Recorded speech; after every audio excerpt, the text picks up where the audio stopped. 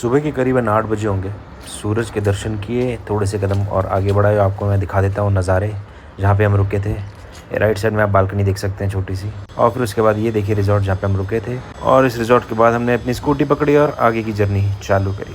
आओ जी दोस्तों, क्या मौज आ रही है। अबे तू बोलता भी जा। अच्छा बोलता भी समझा। तो भाई लोगों, फाइनली बाइक मिल गई है। बहुत ही माथा बच्ची है बात। भैंस की आँख 700 रुपये ले रहा था बाइक के, अपन लेते थे 300 साढ़े 300 रुपये में।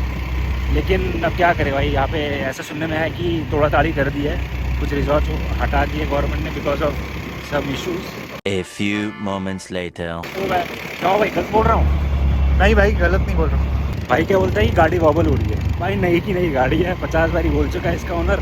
भाई से चलाई जा नहीं रही है, कार की आदत पड़ गई है भाई को, और सारा इल्ज़ाम डाल रहे बाइक पे। इतनी बढ़िया बाइक हो रही है, लेकिन भाई अपना वॉबल करवा रहे ज़बरदस्ती। मंजिल की ओर आगे बढ़ते और ये देखिए अंजनेय पर्वत जहाँ हनुमान जी का जन्म हुआ था। उसके बाद कुछ नारियल पानी पिया, और ये वो नदी है जिसके पार हमें जाना था, जहाँ पर हिस्टोरिकल साइट है हम्पी की। और हम वेट कर रहे थे बोट का। ये नज़ारा देखिए, विरूपक्षा टेम्पल है ये पहला मंदिर पड़ता है। उसके बाद फिर आगे जाएंगे। बोट आ गई थी, बोट में बैठे, बहुत बेहतरीन फ़ोटो खिंचाए, कुछ नज़ारे देखे बेहतरीन। उसके बाद फिर सीधा हम पहुँच गए थे नदी के उस पार। भाई 2 कदम चली नहीं कि वत्सल को भाई खुशबू आ गई भंडारे की। अब बोल रहा भाई बैठते हैं खाना खाएंगे। मैंने कहा भाई चुपचाप रहो, पहले आगे चल लो, पहले दर्शन करेंगे, उसके बाद देखेंगे खाना पीना बाद में, ठीक है ना। अब अगर आप हिप्पी आइलैंड की साइड से बोट लेकर आते हैं तो सबसे पहला मंदिर पड़ेगा विरूपक्षा मंदिर, बहुत ही भव्य और विशाल। हम गणेश मंदिर जा रहे हैं। इस मंदिर का नाम है कदाले कालू गणेश टेम्पल। 200-300 मीटर और आगे बढ़े, अब हम आपको दिखा रहे हैं कृष्णा टेम्पल। बहुत ही बेहतरीन तरीके से निर्माण किया हुआ, एक एक मूर्ति और एक एक कलाकृति मानो अपने अंदर पूरी की पूरी सदी छुपाए बैठी है। कुछ और दूरी पर आता है लक्ष्मी नरसिम्हा टेम्पल। घूमते हुए बहुत थकान हो गई थी और भूख भी लगाई थी। सीधा हम गए रेस्टोरेंट, हमने ऑर्डर किया भरपेट खाना, और उसके बाद करी जा रही आगे की यात्रा।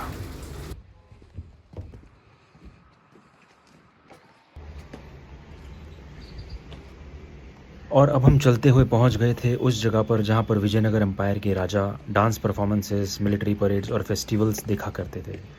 यह जगह है महानवमी डिब्बा, जो कि लोकेटेड है रॉयल एनक्लोजर के अंदर।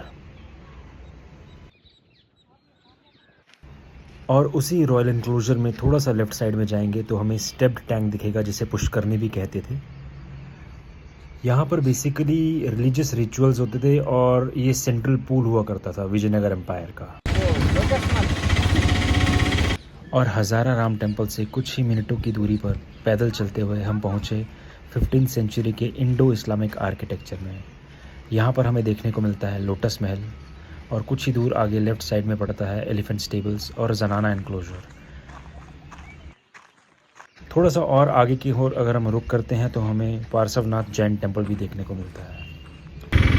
अब चूँकि शाम भी हो गई थी, और जो मेन टेम्पल है विजय विट्ठल टेम्पल, वो 5:30 बजे के आसपास बंद हो जाता है। तो हमने सोचा कि आज हम वापस जाएंगे, और कल हम जब हैदराबाद वापसी करेंगे तब हम निकलेंगे विजय विट्ठल टेम्पल के दर्शनों के लिए। इसलिए हम वापस आ गए, क्योंकि वापसी में बोट का समय सिर्फ 6:30 बजे तक का होता है। अब हम थोड़ी बहुत इधर ही गेड़ियाँ मारने लग गए थे। फिर हमने सोचा सनापुर लेक की तरफ जाएंगे। वहाँ पर हमने पहले सोचा कि कोरेकल राइड करेंगे, बट हमने फिर वो प्लान ड्रॉप कर दिया। तो प्लान ड्रॉप करने के बाद हमने थोड़ी बहुत इधर उधर की फ़ोटो ली, और फिर उसके बाद वापसी करी हमने 3 सीजन्स रिजॉर्ट की।